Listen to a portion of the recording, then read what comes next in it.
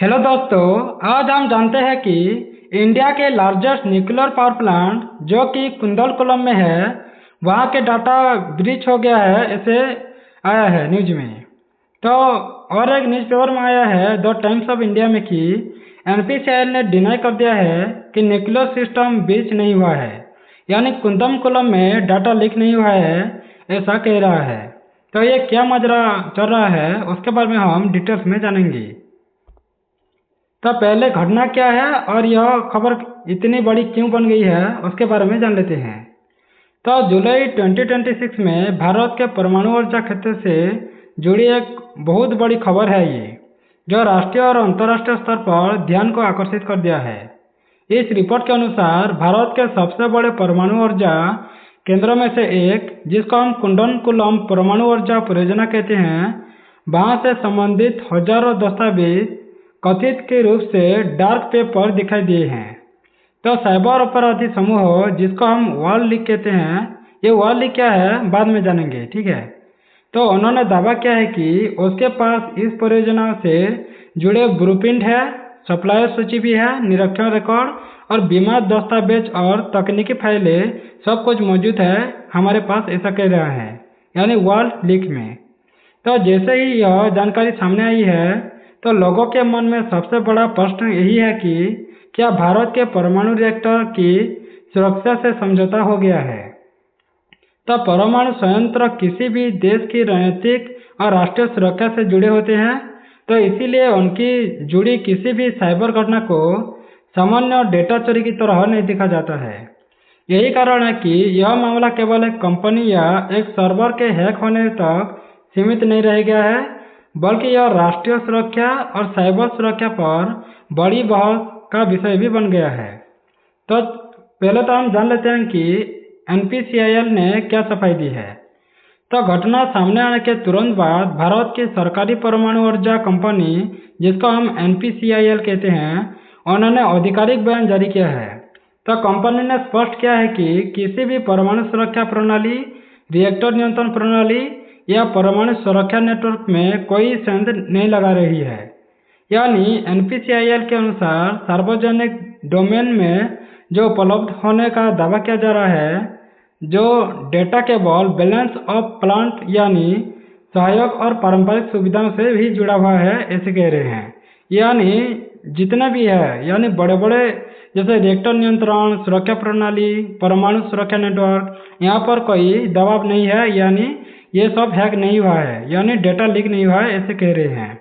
यानी इनके केवल डेटा केवल बैलेंस ऑफ प्लांट यानी सहायक और पारंपरिक सुविधाओं से जुड़ा हुआ है, ऐसे कंपनियां कह रही हैं। तो कंपनी ने यह भी कहा है कि परमाणु रिएक्टर के संचालन से संबंधित कोई भी संवेदनशील जानकारी नहीं प्राप्त किए गए हैं, यानी लीक नहीं हुआ है, और डिजाइन या सुरक्षा प्रणाली प्रभावित भी नहीं हुआ है, ये सब कह रहे हैं एनपीसीआईएल ने। तो इस बयान का उद्देश्य जनता और अंतर्राष्ट्रीय समुदाय को यह भरोसा भी दिलाता है कि भारत के परमाणु प्रतिष्ठानों की मूल सुरक्षा व्यवस्था पूरी तरह सुरक्षित है और किसी प्रकार का परमाणु जोखिम उत्पन्न भी नहीं हुआ है, ऐसे एनपीसीआईएल कहा है। तो बैलेंस ऑफ प्लांट वास्तव में क्या होता है वो भी जान लेते हैं। तो किसी परमाणु बिजली घर में केवल रिएक्टर ही नहीं होता है, बल्कि उसके आसपास कई प्रकार की सहायक व्यवस्थाएं भी होती है। इन्हें सामूहिक रूप से बैलेंस ऑफ प्लांट, शॉर्टकट में बीओपी भी कहा जाता है। इसमें कूलिंग सिस्टम लगा होता है, बिजली वितरण व्यवस्था होता है, सामान्य सेवा भवन, जल आपूर्ति, एयर कंडीशनिंग, पाइपलाइन नेटवर्क, प्रशासनिक संरचनाएं और कई पारंपरिक औद्योगिक सुविधा भी शामिल होते हैं। कहाँ पर? बैलेंस ऑफ प्लांट में। तो यह व्यवस्था बिजली उत्पादन प्रक्रिया में सहायता करती है, लेकिन सीधे परमाणु प्रक्रिया या रिएक्टर नियंत्रण से जुड़ी नहीं होती है। तो एनपीसीआईएल ने जोर देकर कहा है कि कथित रूप से लीक तो हुई है, यानी जानकारी केवल उन्हीं सहायता प्रणाली से संबंध है, यानी लीक हुई है, लेकिन जो परमाणु रिएक्टर नियंत्रण से जुड़ी नहीं है, यानी परमाणु रिएक्टर से जुड़ा नहीं है जो भी लीक हुआ है। कहाँ लीक हुआ है? ये जो सहायक प्रणाली है वो लीक हो गया है, ये कह रहे हैं। हालांकि विशेषज्ञ मानते हैं कि ऐसे जानकारी भी पूरी तरह महत्वहीन नहीं होता है, क्योंकि किसी बड़े औद्योगिक प्रतिष्ठान के सहायक ढांचे की जानकारी भविष्य में साइबर या भौतिक हमले की योजना बनाने में उपयोगी भी होती है। क्योंकि यहाँ पर ये देते हैं कि विशेषज्ञ मानते हैं कि ऐसे जानकारियाँ जैसे भले ही वो जैसे रिएक्टर यानी जो परमाणु रिएक्टर से जानकारियाँ नहीं मिल पाया उनको, लेकिन वो सहायक प्रणालियों से संबंधित जानकारी पा चुके हैं। तो ये कह रहे हैं विशेषज्ञ कि ये सब बड़ा चुनौती भी हो सकता है, क्योंकि आगे आने वाले समय में यानी भविष्य में साइबर या भौतिक हमले भी हो सकता है या योजना भी बनाने में उपयोग हो सकता है, ये सब कहा है। तो डेटा लीक का स्रोत क्या था वो भी जान लेते हैं, क्या क्या लीक हुआ है। तो रिपोर्ट के अनुसार यह घटना सीधे NPCIL के सर्वर से हैकिंग का परिणाम नहीं था। ये कथित रूप से परियोजना से जुड़े एक ठेकेदार के डेटा से संबंधित था, जो कुडलकुलम परियोजना के यूनिट 3 और 4 के कुछ बुनियादी ढांचे के निर्माण का कार्य यानी रिलायंस इंफ्रास्ट्रक्चर को दिया गया था। ये कहाँ पर? परियोजनाओं पर। तो इसी कंपनी ने स्वीकार किया कि उसके कुछ डेटा में पार्टिशियल ब्रीच हुआ था। तो यह डेटा एक तृतीय पक्ष डेटा सेंटर प्रदाता, जिसको हम योटा कहते हैं, वहाँ के सर्वर पर रखा गया था। तो योटा ने कहा कि मई 2026 में संदिग्ध गतिविधि का पता चलने पर कार्रवाई भी की गई थी। तो रैंसमवेयर को पूरी तरह सक्रिय होने से रोक दिया गया था, लेकिन बाद में बाहरी साइबर अपराधियों ने डेटा चोरी का दावा भी किया है। इसका मतलब यही है कि घटना मुख्य परमाणु नेटवर्क के बजाय वो सप्लाई चेन और ठेकेदार नेटवर्क से जुड़ी हुई है, ना कि ये परमाणु यानी मुख्य परमाणु नेटवर्क से जुड़ा हुआ है। ये केवल ठेकेदार या सप्लाई चेन नेटवर्क से जुड़ा हुआ है। तो वर्ल्ड लीक कौन है वो भी जान लेते हैं, और इसका उद्देश्य क्या होता है वो भी जानेंगे। तो इस घटना के पीछे जिस समूह का नाम सामने आया है वो है वर्ल्ड लीग। ये रेशमबोध समूह होते हैं। तो ऐसे समूह आमतौर पर कंपनियों के डेटा चुरा कर उनकी फिरौती मांगते हैं। यदि कंपनी भुगतान नहीं करती है तो वे डेटा को डार्क वेब पर प्रकाशित कर देते हैं। इस मामले में भी समूह ने दावा किया है कि उसने बड़ी मात्रा में डेटा हासिल किया है और उसका एक हिस्सा सार्वजनिक भी कर दिया है। तो साइबर विशेषज्ञों के अनुसार ऐसे समूह केवल आर्थिक लाभ ही नहीं बल्कि अपनी क्षमता का प्रदर्शन भी करने के लिए संवेदनशील संस्थाओं को निशाना भी बनाते हैं। जब कोई साइबर अपराधी समूह किसी परमाणु परियोजना या रक्षा प्रतिष्ठान से जुड़े डेटा तक पहुंचने का दावा भी कर देते हैं, तो उसका उद्देश्य अपनी प्रतिष्ठा को बढ़ावा देना होता है और संभावित ग्राहकों को या अन्य अपराधी संगठनों को प्रभावित भी करना भी होता है। तो कितनी फाइलें लीक होने का दावा किया गया है वो भी जान लेते हैं।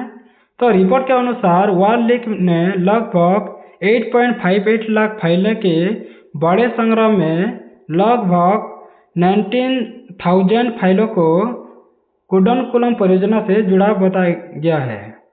तो इन फाइलों का आकार लगभग 14.3 GB बताया गया है।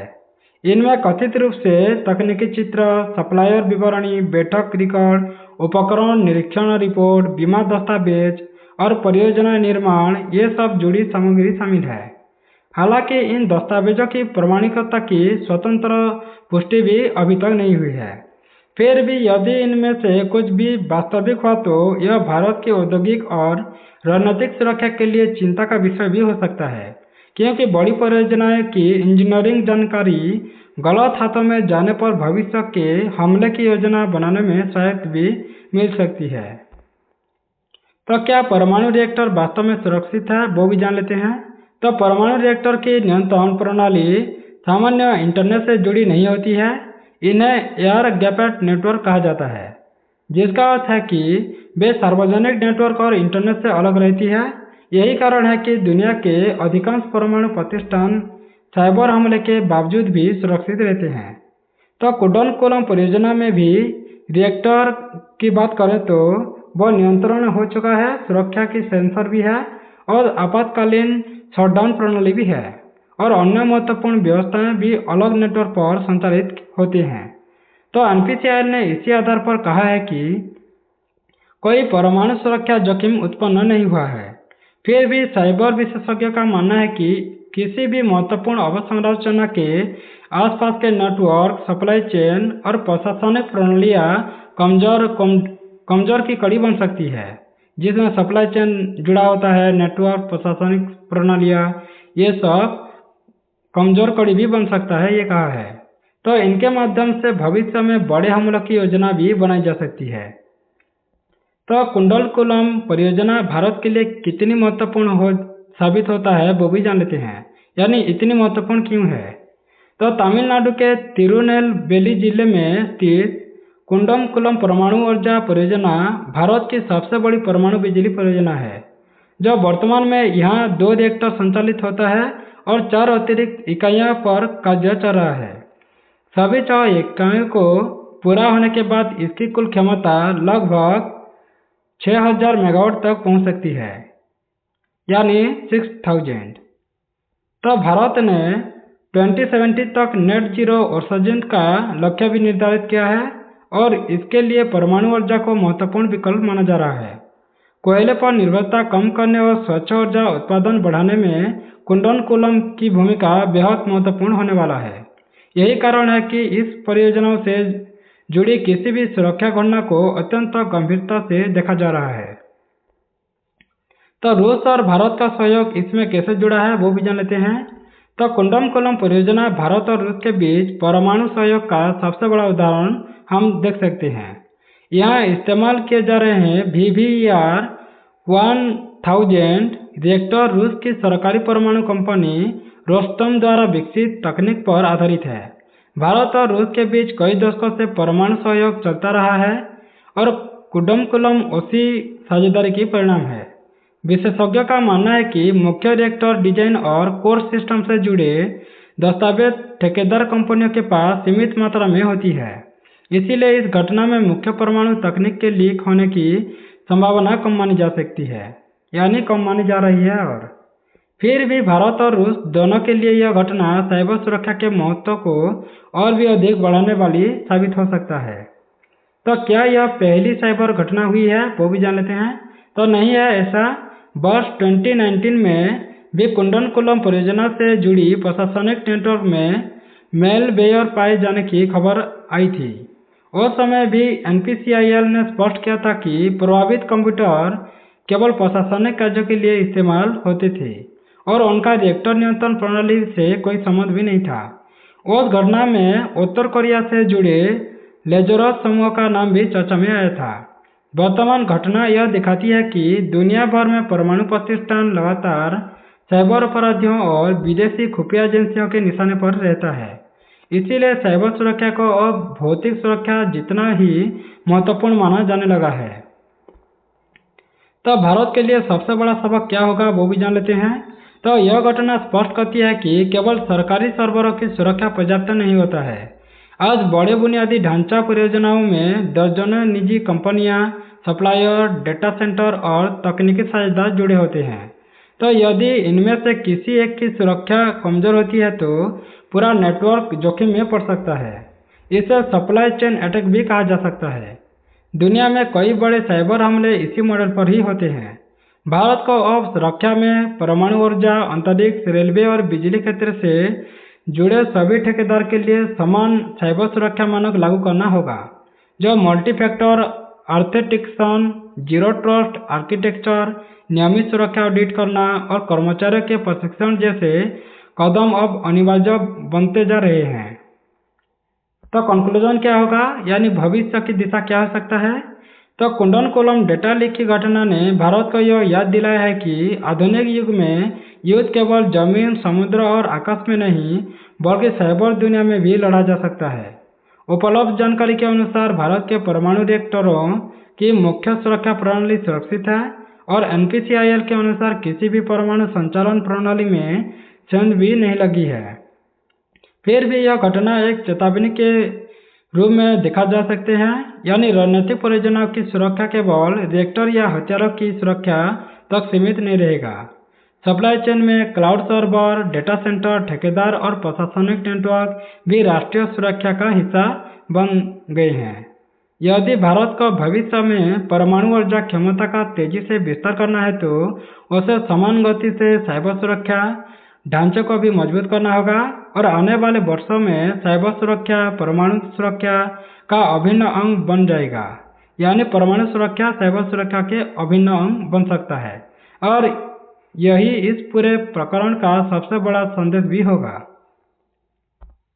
तो थैंक्स फॉर वॉचिंग। अगर ऐसे वीडियो आपको अच्छा लगता है, नई नई जानकारियाँ पाने के लिए अच्छा लगता है तो यूट्यूब को चैनल को सब्सक्राइब कर दें, बेल आइकन दबा दें, लाइक करें, शेयर करें और वीडियो आपको कैसा लगता है कमेंट बॉक्स में ज़रूर कमेंट कर दें।